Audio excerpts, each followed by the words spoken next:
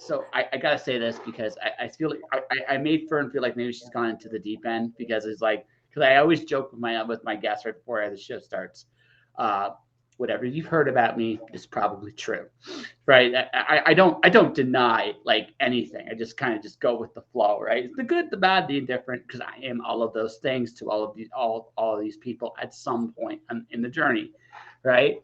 So so she's like, oh, what did I sign up for? It's like, don't you know? No, I did not have any heads up at all. So I am looking forward to this interview and Yeah. yeah, see what's up. I seven like I was talking like this is the seventh straight day the podcast like the audio version of the podcast has broken 100 downloads, right? So which is okay. So again, when I started, I remember this. I remember the very first episode I did. I had like three people listen to the show. It was like three people, right? Yeah. So you know, some friends that took pity on me. Here you go. I'll listen to your podcast, right? Somewhere along the way, people started paying attention to what I was doing. And okay, this your episode 943. I've been doing this for a Ooh, long time. nice. Yeah, I've been doing this for a long time.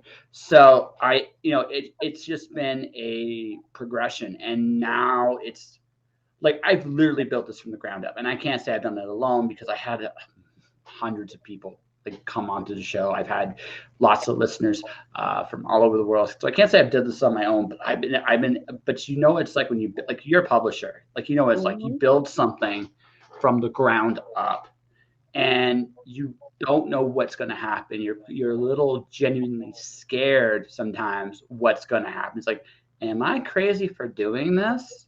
Hmm. And then one day you wake up and you realize, oh my God, everybody's paying attention to me. When did this Hmm. happen? Well, that kind of happened to me in 2021. We opened for submissions after the pandemic, and we'd kind of taken it slow. In 2021, we opened for submissions, and we had over 300 manuscripts submitted for our consideration. And I remember looking at that massive amount of work and thinking, wow, oh my God, because we're a small publishing company, and the fact that that many people had heard of us, and potentially researched us and thought, oh yeah, they would be a good company to submit to, or to work with, that's pretty impressive, at that point. I won't completely dispel that illusion a little bit because I obviously you went through that slush file, so you know as well as I do that some of them did not research at all. Oh yeah, oh Yeah, yeah, they were the ones that just sent it to everybody. yeah, that's right. Yeah. Please pick me, and you're like, no, no, no. What part of we only do fiction, did you not get? And why am I reading your memoir? Yes, I definitely there were those. And of course there were the ones that we very quickly discarded because they didn't follow the guidelines, or they submitted Oh, material that didn't that really fit our genres. it happens a lot, right? So I speak like that just like because I've done it. I have been that guy. Please get it. Like when you start, it's like as a writer, it's like please anybody look at me. Which what I've realized now that I'm gonna say wiser in quotation marks because there are days I kind of question that. But um, what I've learned doing this is it's not you got to figure like the art, whether you're a publisher or like any part of art as corny as this might sound, you're telling your story. Hmm. Hmm. So what you got to figure out when you do, if you do decide to go the publishing route, if you decide to like I'm going to get published by a publisher, which publisher fits you best? Hmm. Because those are the places you should look at, right? And cultivate those relationships. Like I would that like it's one of the biggest. Like I'm doing a freelance talk, like the freelance mindset. One of the biggest things I've learned doing this is it's about finding the like-minded people. It's literally what this like. It's one of the biggest things you have to do, and it's true in publishing. It's true in freelancing. It's true in any form of art you do. Like it's one of those like things nobody tells you, but it's super super important, right? Because Oh yeah. And you have to be patient, mhm. because there's a lot of authors who, writers, you're a Yeah. writer. As soon as you finish your book and you've got a draft, you're excited. You want to see it in print. You want to hold it in your hand, right? Yeah.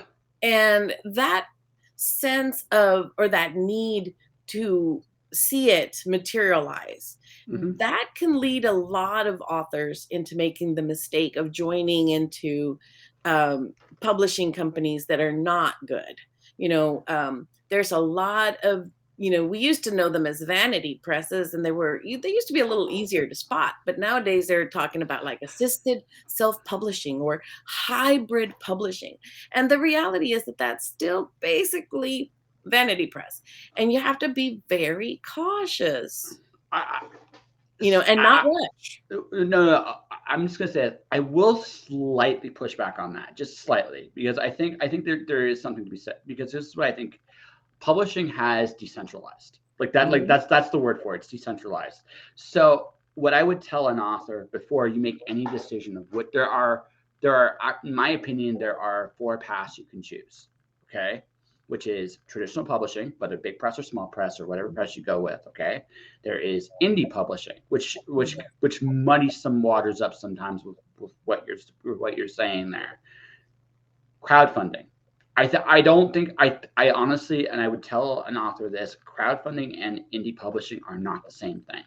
mhm, They are similar, but there are the ways they go about it are different, right? And so it's a different audience, right? And I mhm, think that's the biggest thing that needs to be understood there. And then there's hybrid. You choose which pieces of the pie you kind of want. I do see publishing, at least on some levels, right? On some levels, I do see publishing veering more and more towards a hybrid consultant model as time goes on. I do see it that way because again, sometimes I think there is a market and a good, and assuming the right people are there, for publishers or agents to kind of be like teachers, mhm. right? And so if that kind of thing exists, that's where I'm going to push back slightly. If that's what it is, that's one thing. But there is still people going, even now to this day, like there are a lot of coaching, especially the coaching sales realm of things. There is a lot of that's where I think the vanity press you're talking about, that's the home right now Yeah, because I think my pushback on that would be two things. First, I think that in terms of finding the right hybrid to work with, there yeah, are some good ones out there, but yeah, you have to be real careful. There are a lot of people out there that have these really fancy packages, and they're like, pay us this much money and we will do blah, blah, blah for you. And then they produce a book that doesn't really meet the quality standards. yes, So it is important to do some research and make sure that the quality of what they're producing is good.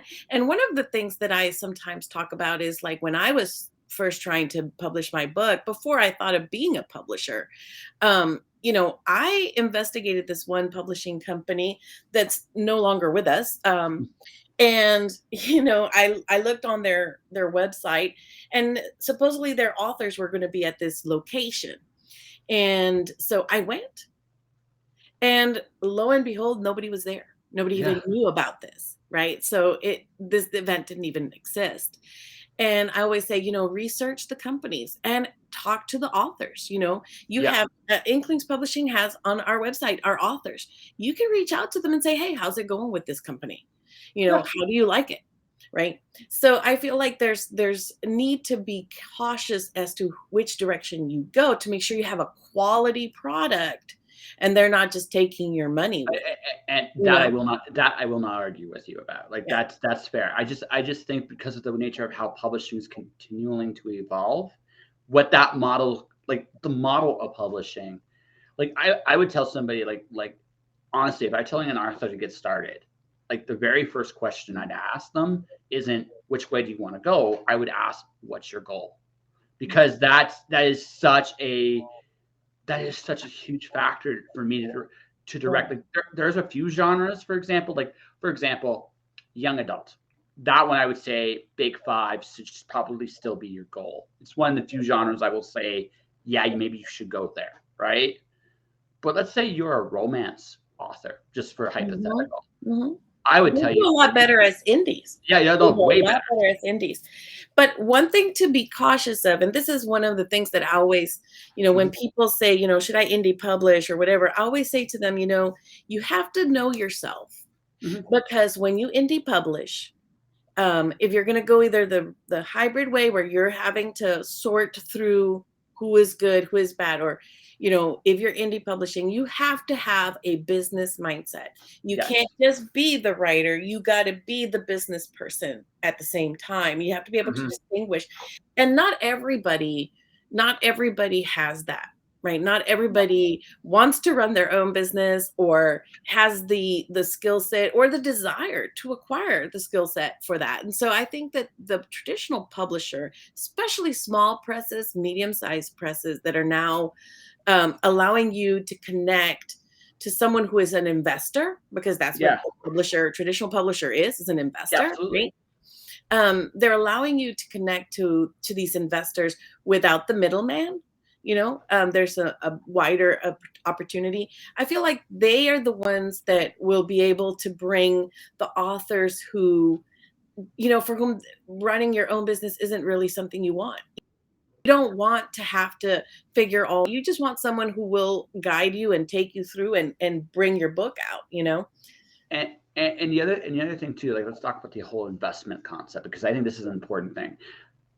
Like if I'm not saying I will never traditionally publish again because again I'm a businessman. I look at Mhm. like what is the best fit for my book, company, business, whatever the case may be, right? That's sometimes that's a traditional place. Sometimes that's an indie place. Sometimes that's a crowdfunding place. Mhm. Sometimes it's something else completely different. Maybe it's a hybrid of maybe um, a written thing and a podcast thing because as you can tell, Fern and I have a pretty big mouth, so I could come up with a good story that way. All of which to say, right, is I think small presses. I've been looking at a lot of them, like Angry Robot, for example. Right? There are other ones like yours, a few other ones. They will go out of their way to invest in their authors. And I honestly, what I would tell an author, the big thing about traditional publishing, the big advantage is yes, you're not doing all the work, but the other question that needs to be asked is what is that? How is that publisher investing in you? Mhm. Because even like this has been true even with the big five. Mhm. Some people get a big five deal and that's great, but then they don't give you anything. Right. Right, and then if you're doing this as a career, then you got to ask yourself this question: Why am I here? Yeah. Right? Why Yeah. am I here? And this is a very and this is something that I think every author has to be very honest about. Right? Yes, you have to like wherever path you choose. Maybe you don't want to market. Maybe you don't. Maybe you want someone to do that work for you. And honestly, that's not a crime. Like honestly, again, we all have our skill Mhm. sets. Yeah. Right? Yeah. Right? Yeah. It's But really about you as a person, what you're comfortable with. But yep. then, like you're talking about, find out what is that they're actually offering. Because I see sometimes, in these places, being with the Houston Writers Guild, we are always vetting people to come talk to conferences, and so we're doing research and looking at things. I see sometimes on websites like we are going to do marketing and we're going to do this and that for you, but there's no itemization of what that actually means, Yeah. right? So I feel like you really need to ask when you have those conversations with those people, like, okay, you say you're going to do marketing. What does that actually entail? What are you Yes. actually purchasing, or what campaigns are you running and how are you running them? Yeah. Because, if all they're doing is social media campaigns, you can do that for free too. You don't You need to can. pay them big bucks on a marketing package. I will say because I do offer something a service like that. Even then, it depends on again. It depends on what you're looking for, right? But you have to be comfortable, no matter what, though. No matter what you choose to do, like no matter what you choose or how you choose to do it. At the end of the day, what you're looking at is what are you comfortable doing, Mhm. right? What is being offered to you, Yeah. right? right? What is being offered to you? Do you understand the specifics of it? Like, let's talk social media campaign, right? Are they actually building your brand up at all in any way with the social media campaign? Because Yeah. honestly, that's important, because even more important than the sales of the book in the moment, which yes, you want as many as possible. Don't get me Mhm. wrong. How are they building you up? Because if they're not building you up, again, why are you here? Right? Right. Right. And this is the whole point. The real thing is, every book you write, everything you choose to do in your quote unquote career, right? And I'm quotation mark this, not because I'm not taking it seriously. It's because some people have it. I think there's three types of writers, right? Right. The ones that write for Okay. passion, Yeah. the ones that want to make money at this but have other priorities, right? The good ones are honest about it. The not so good ones are dishonest about it, right? And that's a personal thing with the writer. And number three are serious about wanting to do this for a living. Yes. Which, by the way, some the bad ones in column two are, they say they're here, right? That isn't always the case, right? So, and I say it like that because that's, I think that's an important distinction. Um, you have to be honest. Again, what are your goals? What are your priorities? Where are you going? What are you hoping to get out of this? And what is this route offering you that makes you feel Mhm. like you're going to get it? Even though, Yeah, again, there's no guarantee. and knowing yourself too in terms of your strengths, because for there are things that, like, I don't want to know, I don't want to learn, like formatting. Like, I really don't want to format my own books. I don't want to learn any of I the get format. that. I opened up Adobe InDesign and my brain went, no, we are not going to delve here. And so I have to really know your strengths, because Yeah, then say, okay, I could do this by myself, but I really don't want to invest that time and that energy into doing this. So you can find qualified, beautiful people that can do that job, and create something beautiful for you. And so it's important to see, because I see some authors sometimes that they're like, no, I'm just myself. I'm going to make my own cover and I'm going to do all this stuff. And it's like, well, does that really serve you the best?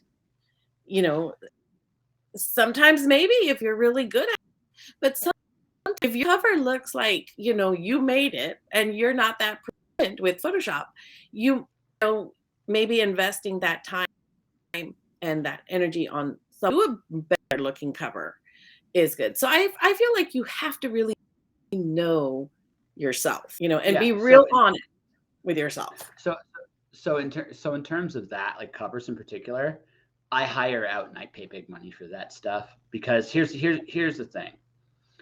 I can tell when it's stock footage. Like, I can tell, and if I Mhm. can tell, so can everybody else. I'm Yes. not that good. I'm not that good, folks. I'm good, but I'm not that good, right? Now, if I get an original, like, okay, so I hired, so for my, so both the traditionally epic poetry and the indie epic poetry I hired out for it, right? That you can tell, like, Mhm. they look great, right? I Mhm. have to actually hire a better letterer because I suck at it. But at the time, it was the pandemic. And I guess there should be a caveat. If you can't afford it at the time, it's understandable, but you're gonna have to fix it sooner or later, right? And Yeah. right. Yeah. That's the thing. You gotta fix it sooner or later. So Well, and you have to be careful with some of these pre-made covers, because like some of them are really beautiful and they're yeah, really good, and it's a great starting point because they're not as expensive. But the problem with many of them, there's a lot of books with that same cover and only that's minor right. tweaks. And so you have to really think about, like, do you want it your book ends up right next to another book that has the identical cover, right? You really want something more original for your work. But like you said, really just have a small amount of budget and you go with something simple like that. It's not a bad place to start, but Yeah, upgrade as soon as you can to make it more yeah, distinctive and more you. And with my books, I mean, you can see my covers up there. Like, we're out for like a distinctive brand. I want people to be able to say, this is Fern's universe, kind of like when you see something Star Wars and you're like, yeah, that's Star Wars because of the Oh yeah, lettering and stuff. There's that flavor. that just that's just good business. Like that's just really really good business. Like the one thing I think the one thing that's really I think the hardest thing to understand I think for anyone getting started is the amount of investment you have to put into yourself. Yeah. And that and then not just in terms of the money, but the mindset. Like that is I think one of the biggest I think what honestly this might be me sniffing some crazy glue just based on what I've seen though. Um, the money is still there in writing, but Mhm. the difference is um, it works a little bit differently. You have to be a lot more. You almost have to be like old school, like how my grandmother is one of the best negotiators I've ever seen, like ever. Like I've seen her literally, I've seen her literally destroy people with how shrewd of negotiation is. She understands the power of negotiation. My generation saw a touch of that. My dad's generation saw more of that, right? Right. Mhm. So it's almost like it's a skill you have to kind of relearn. It's like, hey, wait, you know what? I don't really have to do it for this. I'll do it for this because I Mhm. feel better about myself doing it for that. And it takes a certain level of bravado and confidence to do that. Mhm. But you have to do that because the way the game works today is no one's going to give you um, more than what you're offering. So you got to think about what you're actually really worth. I had a artist come up with yesterday. Yesterday I talked to an artist and we were talking about maybe making a song for when the podcast goes on the road, Mhm. right? And Yeah. I asked her what her rate was. It was low, like ridiculously low. Like I would hesitate to give that kind of money to somebody, right, for that important of a job. Not just buyer psychology on my end, it really feels like I'm taking advantage of it. So we actually had a talk for about 30 minutes. And I explained to her, right, the biggest two most important things you've got to look at. Now, obviously, you have a budget. Let's say you make an offer for it, you only have so much money to spend, right? That Mhm. all said, on the flip side, if someone comes to you and goes, I think you're offering X, they say Y, and they give you a good reason why, you're gonna be like, I respect that. Like you're not gonna feel like this is too much. It's just I completely get where you're coming from. And there's a certain level of respect you have in that process. Now, you may not be able to do that deal. Maybe you find a way to compromise somewhere in the middle. It varies, right? There are options. But what I've learned is I think one of the most important things is invest. Again, it's a mindset thing. You have to believe you're worth something in this. Or if you don't, you're Well, and never. and you talked about negotiating, and money is not the only No, piece of no, the it's not. puzzle. Because, like, for example, with our company, some of the people that work with me, they could be like, let's say, on a if they were doing it freelance, if I was like a regular person, not a company, and I was coming to them with a manuscript, the cost of each manuscript would be higher. They're Yes. giving me a much more reduced price because I'm Inklings Publishing, right? Yeah. Because they're getting to connect their name to the To, company, and yep. then that gives them a boost because yes, maybe monetarily they're taking a bit of a cut, but they are officially on our website as the person that does this job. And whenever I am asked who is your editor or who is your illustrator or who is, they're the people we recommend, and we connect them. And even like, for example, Houston Writers Guild, I am in contact with other writing conferences and other writing organizations, so I will connect them for like, hey, this is a great person to have on this for you, or so there's more that I can offer beyond just No, money, and so absolutely. that's No, a negotiating tool. absolutely. And I think the important thing to understand on this one, ladies and gentlemen, is this what I'm talking about. There has to be the value has to be there. It's not necessarily money. Hmm. Money's the simplest way, though. This is what I will tell. It is the simplest way. However, there are other ways you can work it. Like again, the fact that you're providing a service for them is maybe also another reason why they don't want to do all the stuff you're doing. So Mhm. they're taking it a bit of a deal.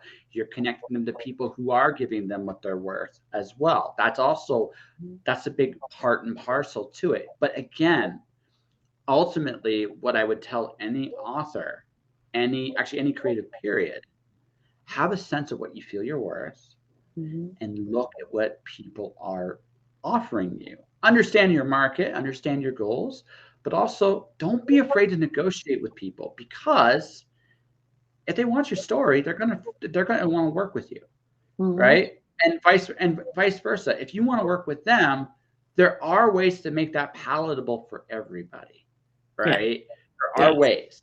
That does, but I will say this, and this I will say this, right? But if you want, like I said, but I will say that the value is still there. I don't think it's disappeared. I just think it's more hidden today than it was maybe 20 years ago.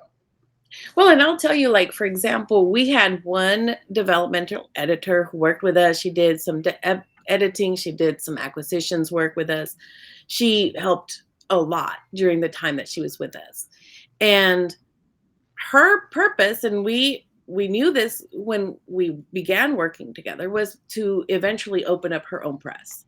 Yes. So like we didn't necessarily pay her the a whole bunch of money, but I was No. giving her a lot of opportunities to see how I was running things and the decision making processes and all the systems that and Oh, platforms. And so there was a little bit of a reduction in her pricing, but at the same time there was training in exchange. And now she's a great small press that she's doing. So, yes. it's always about figuring out how you can mutually benefit Yeah, absolutely. and and then get the most out of it for both parties. Yeah, absolutely. And that's why I said I just want to make this very clear. Right? Even though we're talking about it, again, negotiation's part of the business. Don't be Mhm. shy with anybody, right? Because Yeah, hey, you never know. And honestly, even if, let's just say for hypothetical reasons, you can't come to a deal. There's no hard feelings, no, right? It's just it's the way it is, right? That is life as well. And again, all of which to say is going full circle again. Who are you in this business? Who do you want to be in this business? And in such, let that determine who you want to work with. yeah. And I will say too, I think a lot of authors, and I think actually probably all authors, we have this one beautiful golden dream that our book is going to become the next, Harry Potter or Game of Thrones or whatever, hit this Mhm. massive success and we're going to be super rich and super famous.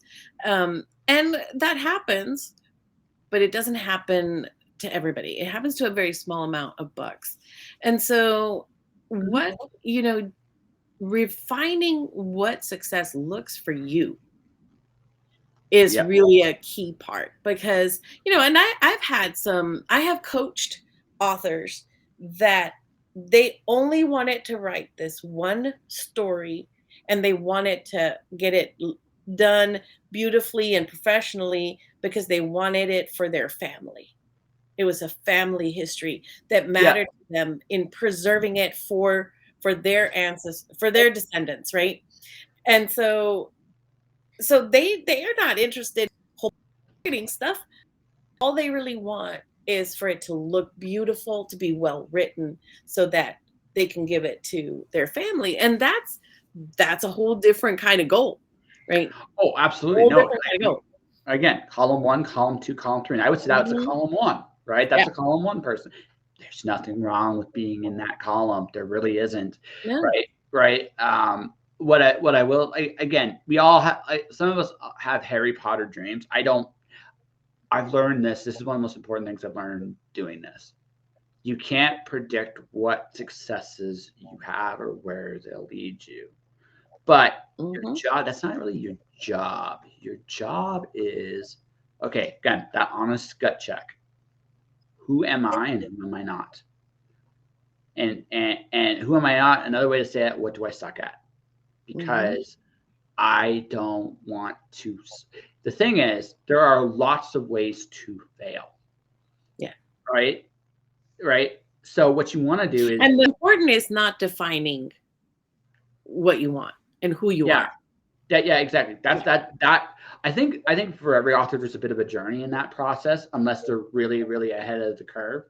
right? Right. Because we all have to figure out what we give a shit about, and that I think is a process like everything else.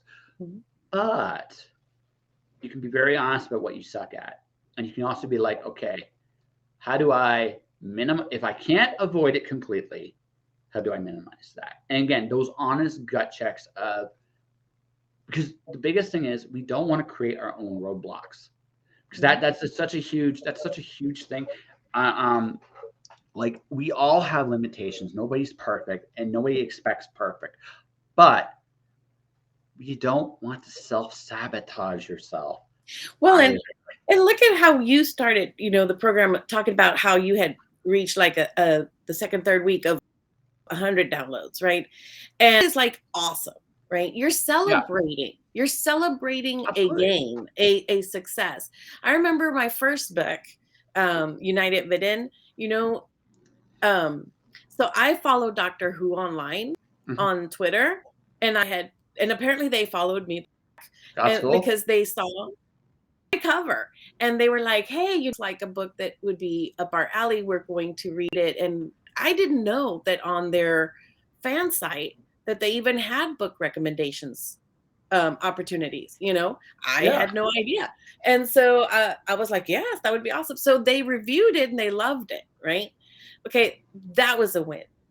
Yo, That absolutely. was a Oh, win. look, like this game is And not like you have to celebrate those little moments of like, woohoo. well, I saw a quote the other day. I love this quote. Pessimistic people will always be right. Optimistic people will always succeed. And I love that quote, right? Because it's like it's so accurate, right? Because it's about what you care about, right? It's about what you care about, right? So the person that's constantly looking and going for and striving for things, the big successes aren't usually very rarely do you get that massive boom, right? It Hmm. happens, but very Hmm. rarely does that actually hit. What tends to happen is you make a little success, which leads to another little success, which leads to another little success, and it get bigger. But it's almost like a roller coaster. It's like little big success, not so big success, not so big success, and over a period of time, without realizing it, that roller coaster is getting higher and higher and higher and higher and higher. And the next thing you know, one day you're gonna wake up and you're gonna realize like, holy shit, look how far I've come. Because you don't realize it. Very rarely do you realize it in the process, right? And Hmm. sometimes it feels like you're not doing anything. That's not the truth at all. You're doing everything, but it takes time for things to grow, right? That's just how this it very rarely like that overnight. Okay, even if you look at Rawling, even if you look at I'll give you Oh another yeah, good. it was not overnight. No, no, Rawling It, was not over, right. She wasn't no, no, right. it Any took any it took a while. It took a while and persistence yeah. because you have to be comfortable. That's one of the things I always tell the students that I teach. You have got to be comfortable with getting a lot of rejection. When I meet a You've got, patient who comes in What you the with have hell? to suffering be and chronic comfortable with a lot of no, Yeah. and you have to keep pushing, keep trying, because you don't know when the yes will come. Well, I'll go one step further. I kind of it's like publishing like dating.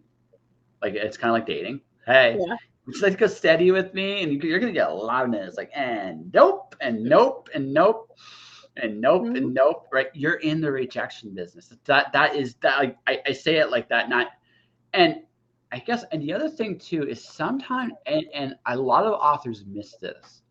There are opportunities even in rejection sometimes. Like for example, Mhm. okay, I'm sure this has happened to you. You'll get a story that you really like, but it's so much like this other person who has a bigger name than this guy. So you're gonna go with Mhm. the bigger name. From a business standpoint, it makes sense. So Mhm. you will go to them and go, I can't accept this story, but I really like this. A lot of authors don't realize, well, if you got something else right now, send it to them. They like your shit. They really do. It was just, you happen to hit with a big name. Go again. Just give me something that's unique and different, and I'll take it because I already like you. Yes, absolutely. And a lot of things, a lot of times it has happened with us. We will there's some material that you just reject, right? Yeah, You're just like, no. absolutely. But there's some material that sometimes we will say resubmit. We'll be like, hey, we like it, but here's the issues we see with it. Yep. We'd like to look at it. We'd be happy to look at it again if you want to resubmit. And out of all of the ones that we have sent out like that, only one person ever returned with the material, having taken into consideration what we said about it. And we have published now her trilogy. Yeah. Because she fixed some of the issues that we were seeing with it, and she resubmitted. She didn't go, oh, they hated me. She understood, okay, they saw these issues, and these are issues that I don't want to fix under contract. That's going to take too many times with an editor, right? That I got to pay. So you, author, go over, fix the manuscript, send it back. We liked it. We just it's not ready, you know? And so many people don't return it. Yeah. I mean, and that's wow. And that's the thing. I had a well-known author who got a rejection from DAW, but she told me what that rejection was. Like, did you have something else? What do you mean? Because they liked you. They actually, and I actually did this with another person on the podcast here, right? He got his first rejection, and I listened to the rejection, and it's like, so they basically said they liked you, right? Wait, what? They had to say no. Sometimes, like, and I've been down the editor side of things. You have something that's really good, you have to say no, and you hate that because it's really, really good, and you're like, I can't, and I hate myself a little bit right now because I have to say no to this, right? But you like this person. So, and here's the thing, folks, you don't necessarily even have to fix the problems perfectly, because here's what they're looking for. They're looking for this. If you are willing to take their advice and you just make an improvement, here's what a publisher is going to say to themselves. This is an author that is willing to work with us. Yes. That's even bigger points, right? Yes. Right. That's even bigger point. That your ego is not in play. Because I've had some people, seriously, I mean, just don't do this, okay? Those of you who are listening, if you're authors, do not do this. Okay, here's one of the don't do.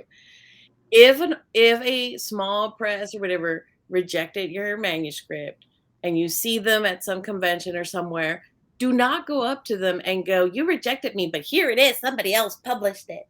Well, hooray for you, but now you're just immature. Okay. And the thing is, a lot of the ones that we reject isn't, like you said, it's not that we didn't think it was worth it. It simply didn't work for us in that moment. But we don't always keep track of who those people are. But now I know who that person is, and now they're like a little black box right there, like seriously. It's like you're a dick now, and now I don't. Yeah, want to I mean, right? Come on, dude. Well, that was silly. But I will say this. This is the thing. In a weird way, it's actually a backhanded compliment, right? Right. In a weird way, it actually is, because you push them to go somewhere else, and that's all you get. You want to look at the positive in that situation. That's the positive. Now, that doesn't necessarily mean that you're going to want to deal with them again, but you did help bring another book into the world. So sometimes that is something we will do, because there are sometimes stories that we cannot take. Oh yeah. But I do know where they're looking for that. Oh no, absolutely. We're connected. So many times I'll be like, you know what, we are not really looking for this, but I would suggest submitting here. And I think you should take those suggestions for sure because we're in the industry and we know. And I always it's funny when people ask me like, "Well, how come you collaborate so much with this publisher and this other publisher? I mean, aren't y'all competition?" No. No, because I can't publish everybody.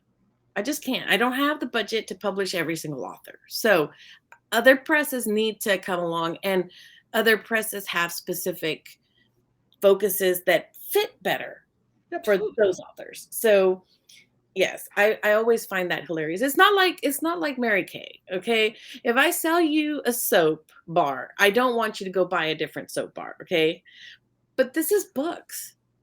You can buy everyone's books and support everyone's books. So yeah. No, no, no. Let's. So, folks, make sure you eat before you do this. Just make sure you at least eat. Yeah. Like, but yeah, I mean, look, there's different, like, people don't. The interesting thing about publishing, although your name brand does have value, more often than not, it's the author on the front of the page that people are interested in ultimately, and Mhm. that's the goal. So whether the author writes for you, or let's say Tor, let's say Three Furies Press, it doesn't matter, right? People are going to follow that, and you just happen to be the one publishing it.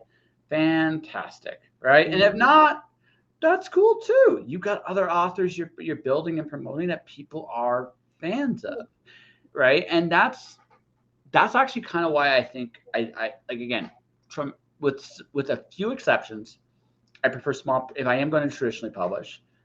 I think right now small press has a unique opportunity right now because the big five is not investing in authors like it used Mhm. to. Mhm. And I think honestly, if I were an author starting today, I would almost the only reason I would go to a big publisher is if, and honestly, it would legitimately be about the money.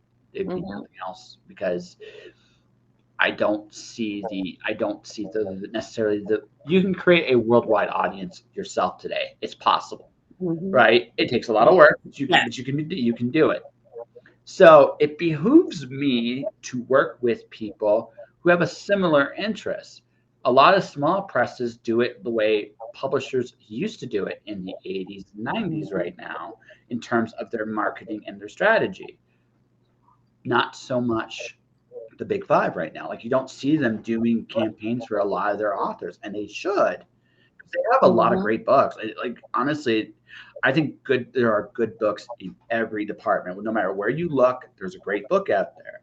But who goes out of their way to do it? A lot of times the authors are doing the work themselves.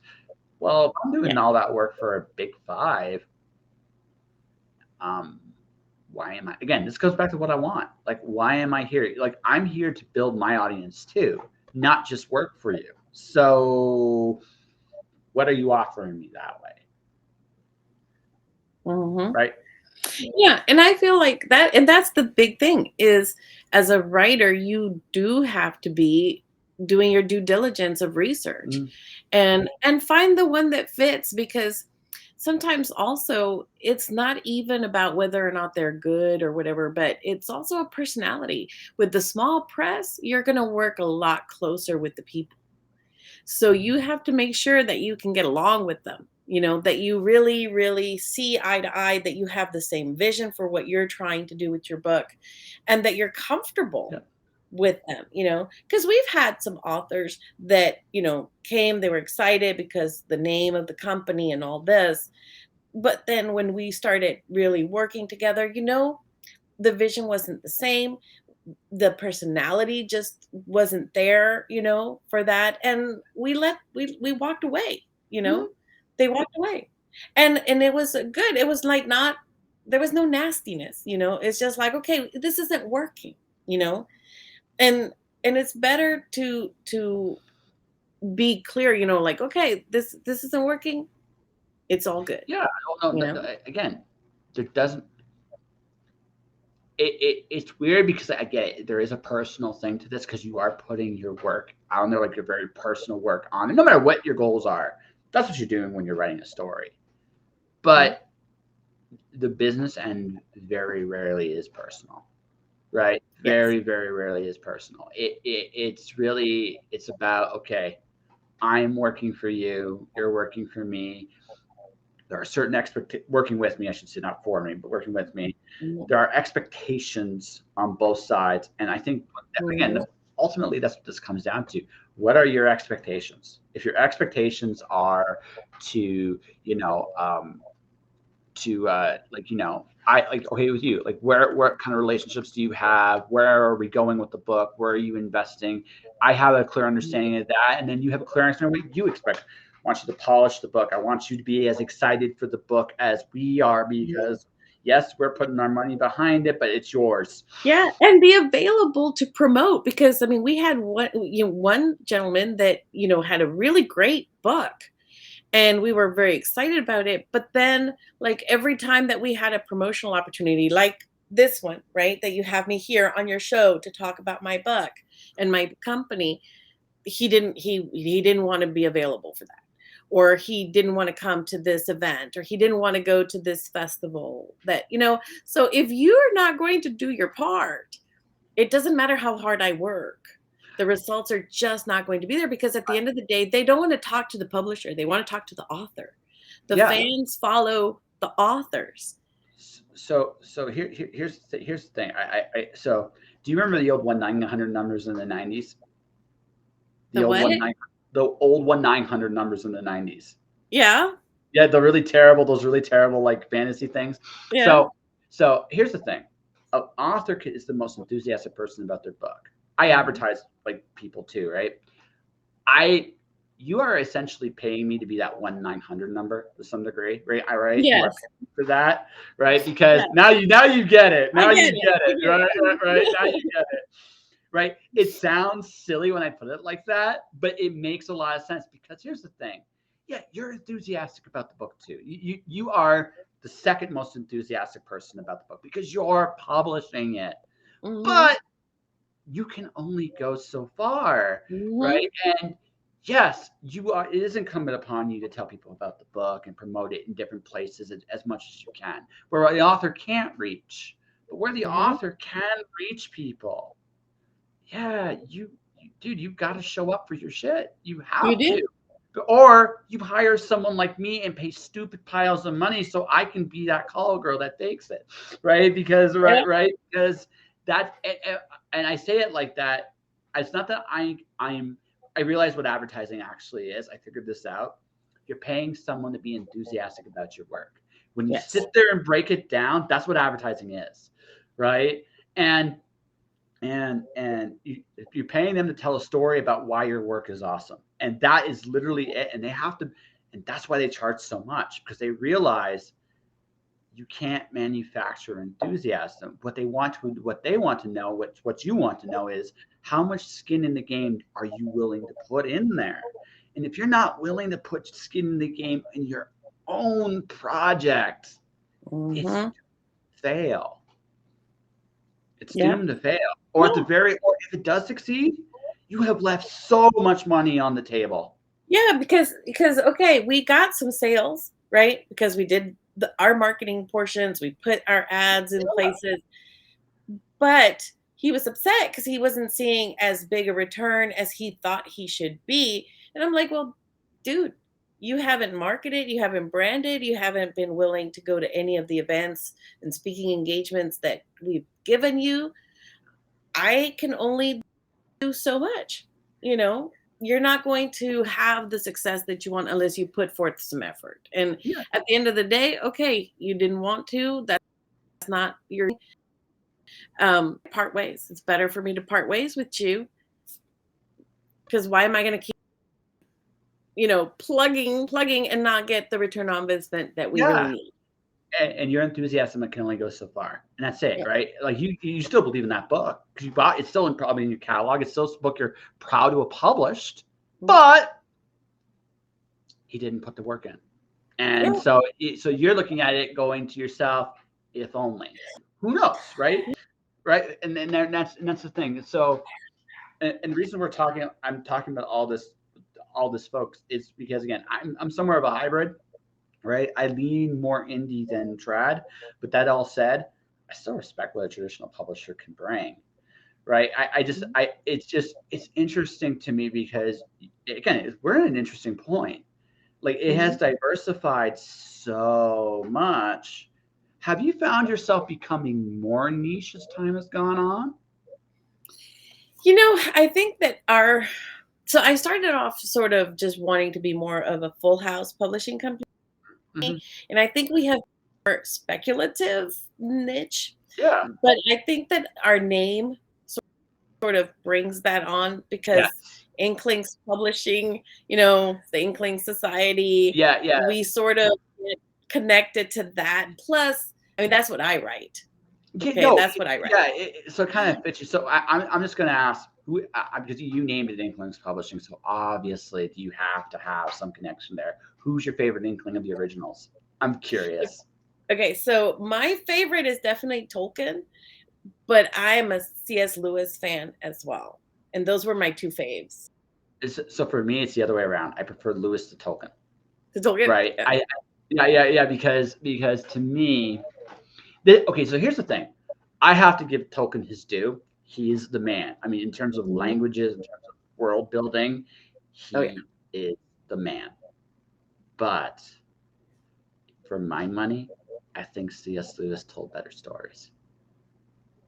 They were really good stories. And Yeah. they were in many ways they had depth. Like Tolkien has a lot of depth, but Oh, yes, he C.S. Lewis does. had a level of depth that went beyond and just really touched you. And when you look at the stories, you can see so many levels. And I feel like Yeah. Tolkien does the same thing, but Tolkien is a little heavier. Like I feel To, to, C.S. Lewis is a little bit easier to read, whereas Tolkien is slightly heavier I, in that, mm. unless you really, but this coming from the person who actually prefers Tolkien, okay, because No, I no, no, wrote. no, no, no, no. I don't think necessarily heavy is the right word. This is what I will give. Tolkien broke through that glass first, right? He broke through that glass first, like that genre, that style of storytelling. And you have to, again, I will always respect Tolkien for it. Now, okay, I read The Wheel of Time first, then I read Tolkien. Ooh, If I read it in okay, reverse order, I might have yeah. enjoyed Tolkien more, right? You know what I mean? Because Mm, I, I read the spiritual successor first, and in my opinion, the spiritual successor is better, right? mhm, And just like I think actually in this might be a bit of a braggadocious thing on me. I think Brandon Sanderson today is actually better than Jordan was, and Jordan was better than that. That's just my opinion. mhm. Again, and again, there's definitely bias there. I'm not even going to acknowledge, but I have to give Tolkien this because my favorite Tolkien story is The Hobbit. I love The Hobbit. It's such Mhm. again, it simplified the story, so it was easier to connect with the characters, and that's what I think. That's why I like C.S. Lewis better, is because oh well that, and I just think C.S. Lewis's nonfiction is just fantastic, utterly fantastic. Oh yeah. Uh, Oh, yeah. but and he understood the human condition, I think, in a way. I'm not saying Tolkien didn't, but I think he went deeper into that than Tolkien did, right? Yes. And that's why I prefer it. And this is coming from a guy who prefers C.S. Lewis. I'm going to be upfront with my own biases up Mhm. there, right? But they both changed the game of how fantasy stories are told, young adult stories are told. Both of them are pioneers. They're both great. I will never, right?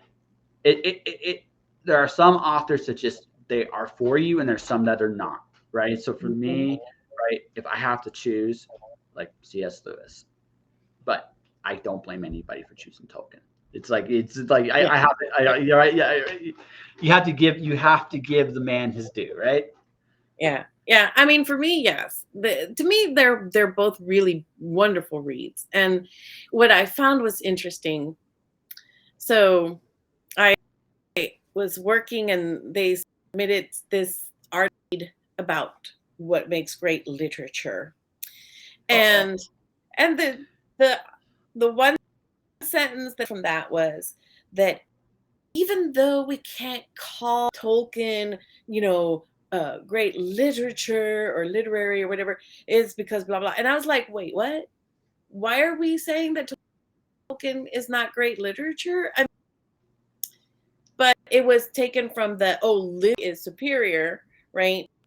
And Tolkien is commercial. And I'm just like, to me, the depth of human understanding that is in Tolkien, that's in C.S. Lewis, that's in many of these fantasy sci-fi books is so intense. Like there's so much, and we try to say, well, because there's dwarves and there's elves and there's dragons, that somehow they're not great literature. And I'm just like, I, no, they are great literature. I kind of find that funny. So I'm a big Terry Pratchett guy. I love Terry Pratchett. So, and his bio, when I first read him, occasionally he gets accused of writing literature. I always enjoy that little line, right? Mhm. Because as like again, me personally, and this is just me being just a having a personal opinion there. Um, I think Pratchett's brilliant and an underrated voice. Like he people know how good he is, but outside the community, people still underestimate just how good he really was. And he would use comedy to explore the human condition. Like he even make fun of all the fantasy tropes, right? All of them, Mhm. and it was great. It was great. But his human insights were so incredible Mm. that yeah, like again, you can make that argument for Tolkien. You can make that argument for Lewis. You can make that argument for Roger Zelazny, Cliff Simak, Arthur C. Clarke, Asimov, Ursula Le Guin. Absolutely, there's so many classic science. I think especially like the classical stuff. I think did a Mhm. really wonderful job of exploring the human condition. Modern stuff is great at creating emotions like and being invested in the characters, but they don't. I think what I think is um we're a little bit more nuanced in exploring themes, I think, today than we were in the past. I think the trade-off is um you don't always ask the questions in the story you did in the past, right? And I think sometimes that's missing. But on the other hand, the trade-off, like I said, is it's a lot more easier to become more emotionally invested in characters, I think, in literature today. Or right? That because like George R. R. Martin, Yeah. great world building, Yep. extremely raw and real, and there's a Sometimes. lot of human condition explored there, and it really asks us to explore who is worth rooting for. And it really shows you that pretty much all his characters have darkness in them, Sure. and we all have this, and but they all have light in them too. Even Cersei, although she was like terrible, but Oh, she was no, she was a crazy bitch. Like but she the loved her kids, even though she Hi, didn't really yeah, did be she? a good mother. Did she? I'm not as sold on that one as you are. Did she? Did she? I see when her She point of view loved came up power in more. oh, big time. No. That's where an interesting character, because okay, a mother should put definitely her kids first, and but then she loved more than and so and not wanting to relinquish that power. And so it's an interesting, like sometimes when we are Well, exploring mothers that maybe are not as good at mothering, what is it well, that they're loving more? so Cersei was an interesting path of self-destruction, in Beast of Oh yeah. Crisis in particular, because she basically replaced every capable person around her with people who were inept or Hmm. mad in their own way, right? Hmm. Right? She became the only quote unquote pillar of strength, but she eliminated anyone that could oppose or challenge. She put them at a distance. So she was vulnerable for the taking at the end of the book because everybody that would have protected her or would have ensured a strong rule she Mhm. either pushed away, she screwed up relationships with, because again, her love of power. Mhm. She was, she might be the most monstrous character in the The entire whole thing. series. Yeah, Yeah. right. Might be. That's a debate. That is a very And it's interesting. interesting because Jamie is an interesting character in Jamie, we J- we start off thinking, "Oh, he's so dishonorable and so yucky," and then we begin to see more nuance in him. He had his own sense of honor yeah, and no, an interesting character. like he. I think the most interesting thing where he showed where he grew. He left Cersei to his fate, Mhm. to her fate.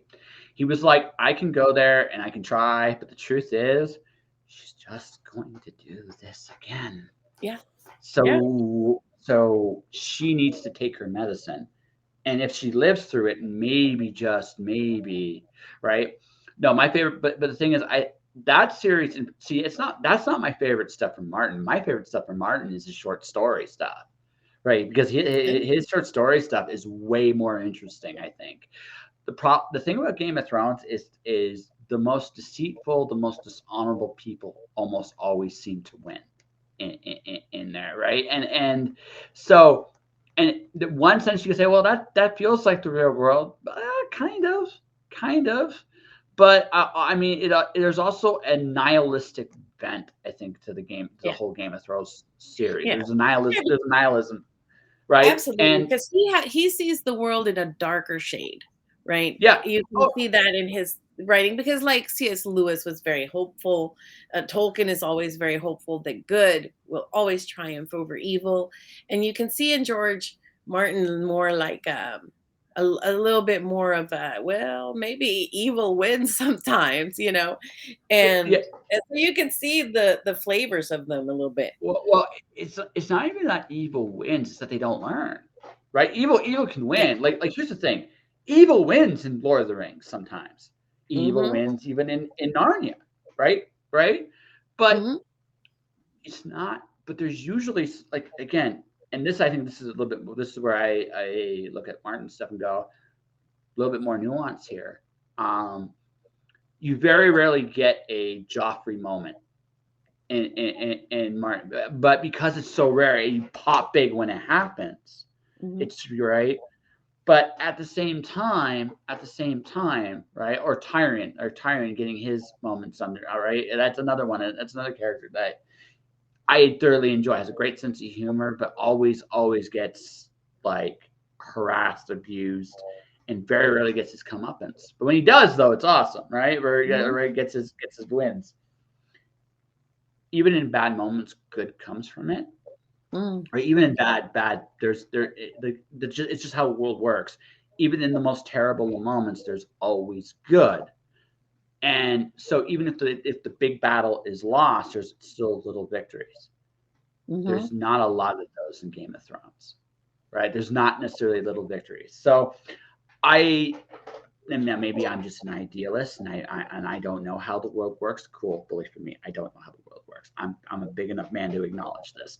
So, but that's my whole thing with the series is, oh, it's incredibly well written. I find that nihilistic bent colors the books, especially the deeper you go into the series, a Mhm. lot more. I I also, and maybe this is just part of me, as just someone that likes, I like characters I want to really root for, and that becomes a Mhm. smaller and smaller group as the series progresses. Like Yeah. like by the time I get to the end of book 5, I'm rooting for Daenerys. I'm Mhm. I, maybe Jon Snow if he lives in the book. I'm not 100% sure on that one, right? Because Mhm. again, the TV series, right? Jon Snow, Arya, so, even though she has to do some nasty things to survive, Mhm. you can see where her good comes from. Bran, and Mhm. again, um, there's another guy. There's another guy in there, and Tyrion. So there's 6 characters I really like.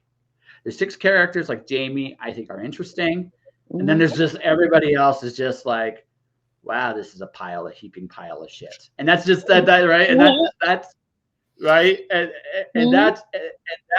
that's where I'm at. So again, I don't necessarily, again, I understand that nihilistic bank sometimes, especially when things let's be honest, in both our countries, there's a certain level of self-destruction going on in the grand scheme of things.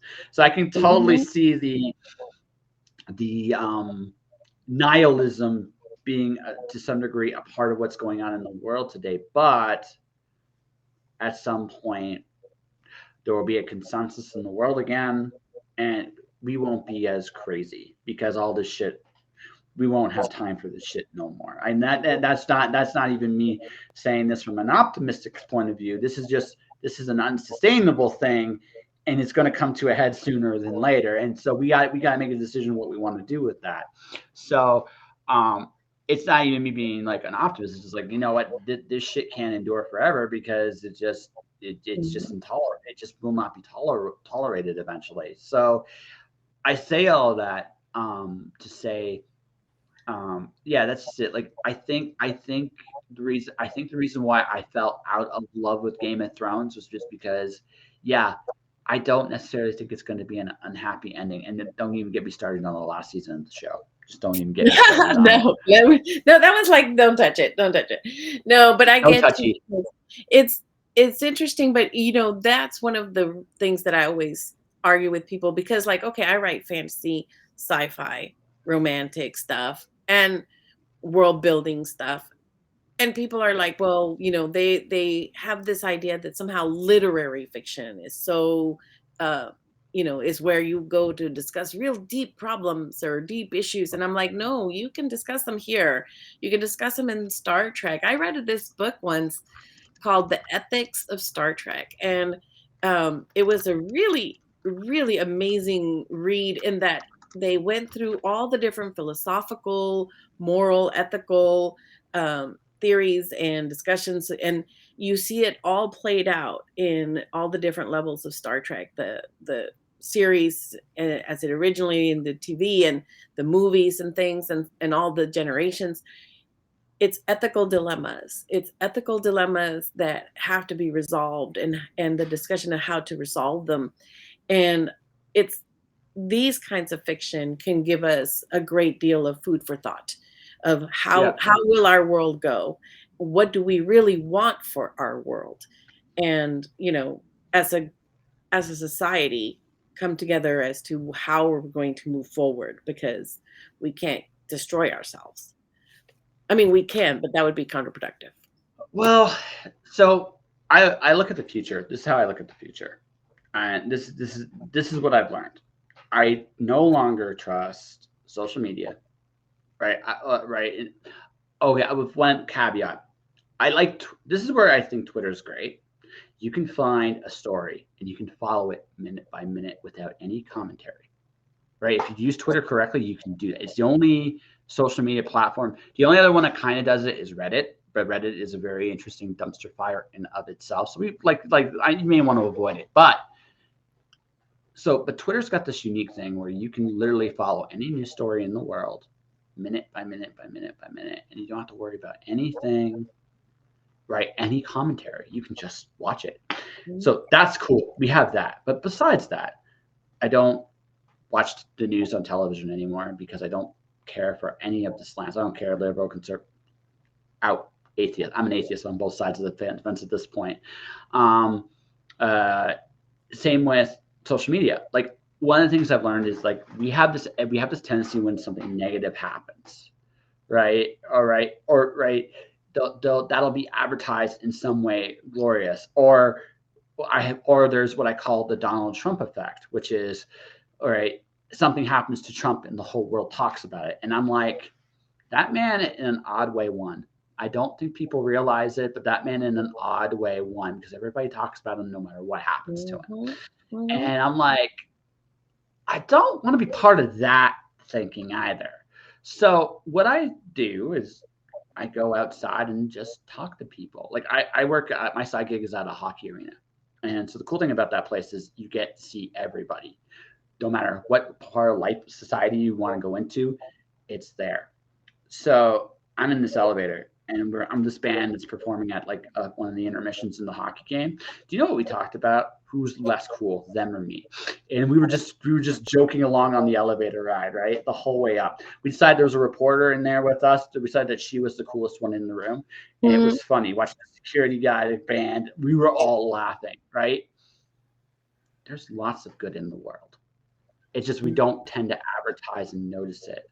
So my tendency is if I want to see good in the world, I'll go see it. I'll go do it. Um I'll go be part of it, right? I will Mhm. no longer look here to find any answers. You know what I mean? Mhm. So, Mhm. Definitely. yeah. That might make me cynical in some ways, but I've decided that if everybody's going to lie, why should I listen to them? I need to go see for myself. All right, Well, and and maybe that's the dichotomy that we've come to, in that we have access to a lot of information. And so in at this point in time, you could really research for yourself and discover things for yourself. And yet most people just sit back and let other people tell them what yep, they should think, instead of actually looking. I mean, you can't. I i never just look at one news source. I like no, to look at multiple across the, because none of them have the full truth. You have to really read across the spectrum to understand what, and glean what actually is happening well, for I, yourself. what's happened, especially in the United States. This is what happens is okay. So back in the early 2000s during the Iraq War, right? The conservative right wing thing kind of went. There was extremes, right? And I think during the pandemic, the left side of the spectrum also showed extremes. So now you have two extreme dichotomies, right? Mhm. And again, since we don't have like a transparent leader with integrity, and I think that's in both countries. It's not just yours. I think that's a worldwide problem. Yeah. So all you got are these extremes. I think what people have a tendency to do is okay, so we don't know what's right or wrong. So we're going to pick the line of thinking that most matches where we're at. So now you have tribes that are kind of formed, right? And the solution to this, I think, ultimately is that consensus that we once upon a time we had a consensus or a standard or whatever you want to call it, and good, bad, or indifferent, that's what we had. We're going to go back to a standard at some point down the road, and when that happens, those extremes will disappear. But until then, you're gonna for the next little while, we're gonna see more and more extreme stuff in the short term. I think because that is the world because we don't have a clear cut. Okay, this is our standard, right? We don't have that Mhm. right now, and what was there, there's no replacement for. So we're all just kind of going and kind of rolling the dice. One of the things I was talking to a friend about is like that, the United States is not red and the United States is not blue. The Yeah, United no, it's States not. is really purple, Yep, because we're a absolutely. blend of the conservative and the liberal. We're just this blend. And until we come to the understanding that we cannot be in things, but we have to live in the middle where everybody actually is. Mhm. Most people are in this middle where it's purple, we're all there. And until we are able to find a leader, a government, that really reflects that, we're going to be pulled and played against each other, you know. That's right. And Eh, we need to come together and be purple and forget about well, the well, well, reds and blues. it's the parallel I see when the jar is shaken with red ants and black ants, they fight. Yeah. But the really right, but the question is who's shaking the jar and who's benefiting from the jar being shaken, and that's Hmm. where we're at. And Hmm. at some point, but again, at this moment in time, I can go to the Calgary Saddle Dome. I can go into an elevator with a musical band. No one gives a shit. We're talking about how uncool we really are, right? Yeah. Right, and Yeah. that is a very real part of life. That's not to say it's perfect because it's certainly not, but you can actually see, if you're willing to take the time to talk to people, you'll find good in everybody. You'll find bad in people too. Like, I'm not perfect by any stretch of the imagination, but I try to be a decent sort of fellow. I try. Mhm. Most of the time I succeed. Sometimes I screw up. But it's that's human, right? Right? It's the human condition, which is Yeah, what we do as artists, right? We bring it out in our books, in our stories, in our music, we in our artwork, and we try to connect people to it and give them an escape mhm, from some of the things that are not great right now, but also give them a chance to explore what you mhm. believe, explore how you really feel about different topics. And you're doing it in non-threatening, non-fictional places, because these are other planets with lizard people and other kinds of people, and you know just fun stories. That's right. That's right. So this is gonna be the final question. I think we have an interview here. I think we do. I think we have a good interview here. So the final question then is, Hmm. how did you get into science fiction? And was it C.S. Lewis and Tolkien? Was it somebody else? And what's your favorite book? And I think that's a good way to wrap this bad boy up. Okay, so favorite book is difficult because I mean there's so Yeah, many yeah, books. yeah. Okay, Oh, absolutely. there's just too many books that are out there. um Yes. but so if I had to say that I had a favorite book, my favorite book is the Chronicles of Narnia, the whole series, right? Yep. And my everybody thinks Lion, Witch, and Wardrobe, but my favorite is The Magician's Nephew. That's a good one. I love And First King. I love the Voyage of the Dawn Treader myself. That one's fun. That one's yeah, super and fun. those are my favorite books. And how did I get myself into science fiction and fantasy? You know, I grew up, my dad uh, grew up telling me legends, right? Arthurian legends of magicians and famous swords that knights and that fought against evil. And I just grew up with these stories of your word is important, honor is important. And then I started teaching, and I taught world cultures and language arts. And so the coolest things I thought of doing was making children create their own planets, right? And so, as we studied how geography affects the development of people and cultures and nations, we would play with it in our imaginary world.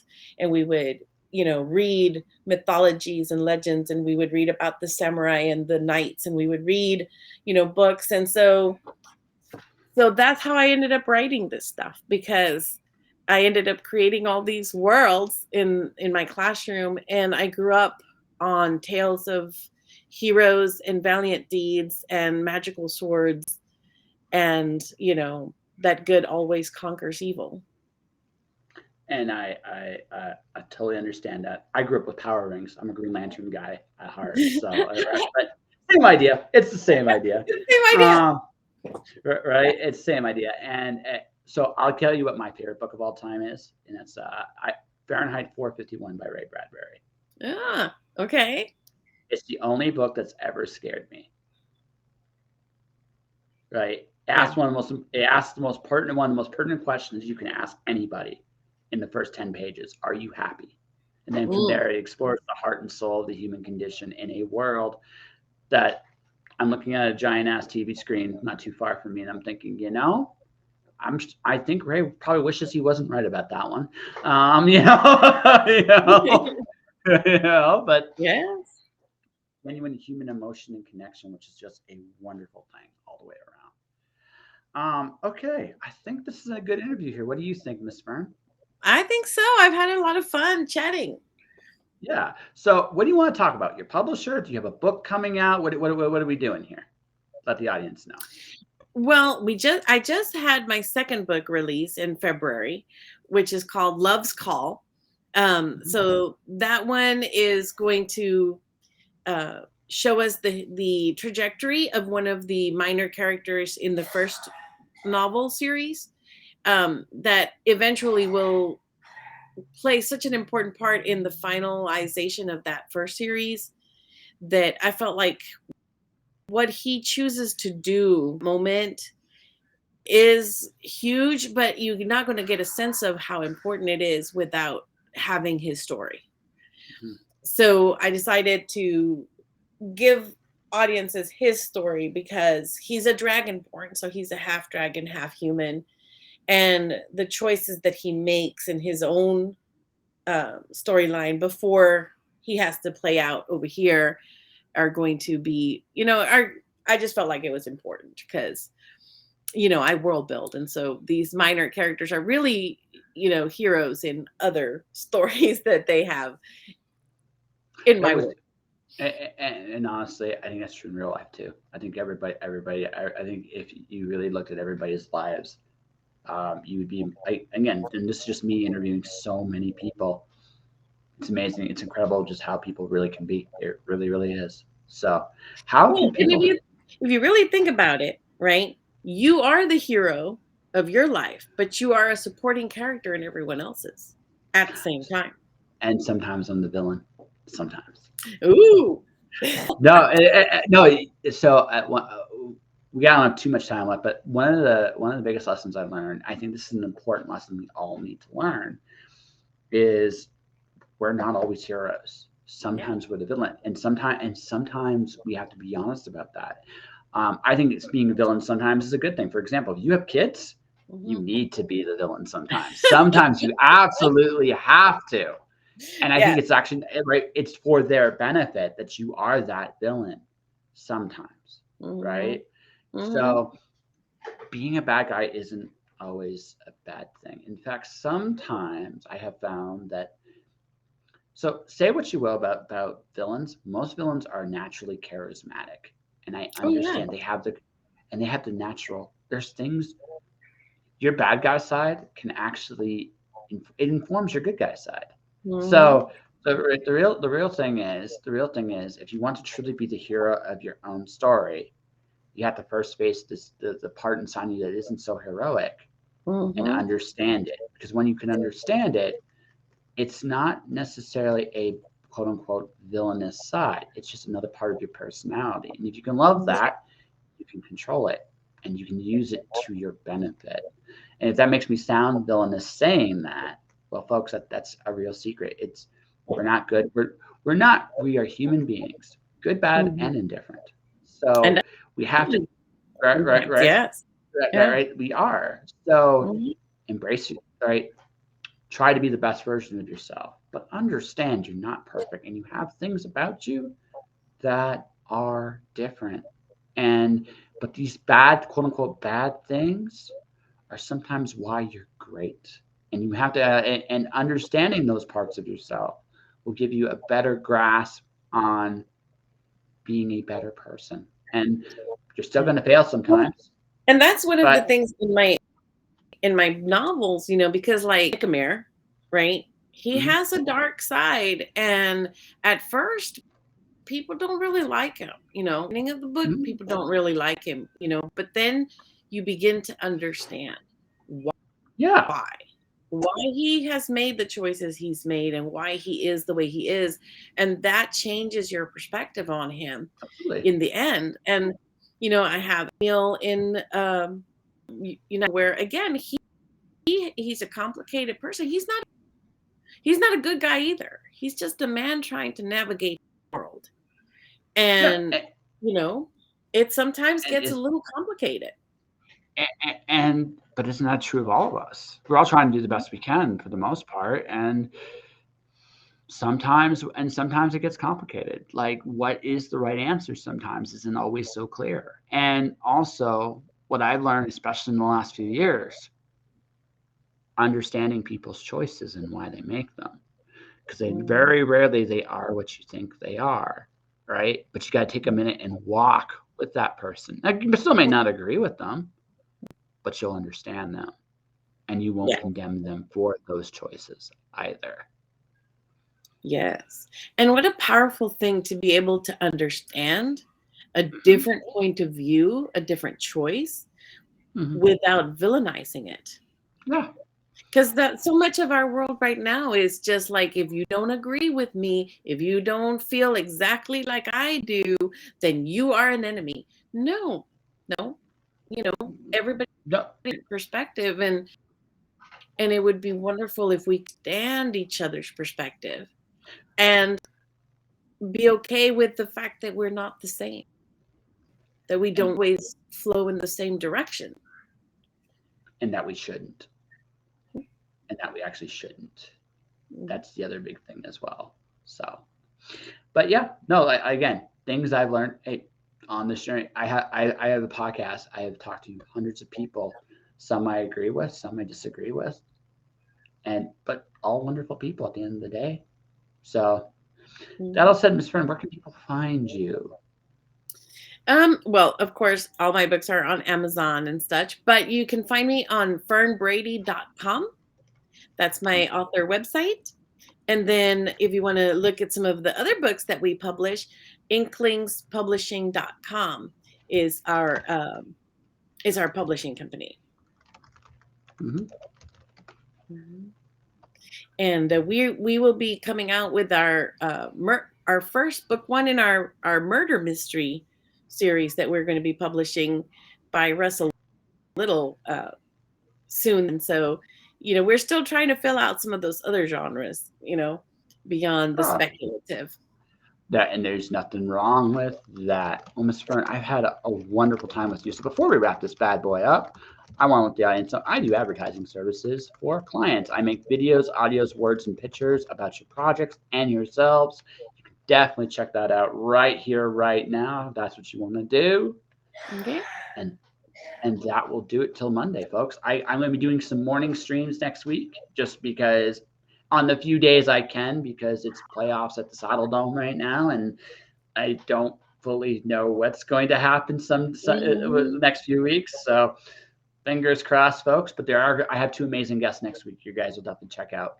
But for everybody watching, everybody listening, I want to thank you for watching. Thank you for listening. Stay inspired. Keep shining in the dark. And I'll see you guys next time.